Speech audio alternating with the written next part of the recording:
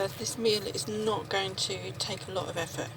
What I've done is I've cut the green beans up and the broccoli florets into small pieces, and I've put just enough water just to cover them, about an inch really, bottled water, not the water from this tank.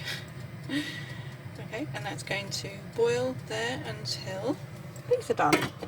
And what I've done, if I put steak pie, I've cut some potatoes and I'll put the steak pie under that foil cover.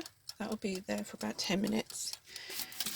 And then once 10 minutes is gone, what I'll do is I'll uncover the steak pie because I don't want the top to burn. And that's what I'll do in there.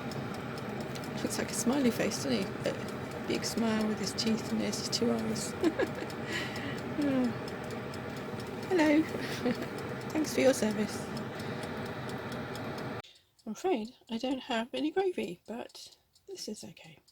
Steak pie, broccoli, asparagus and roast potatoes.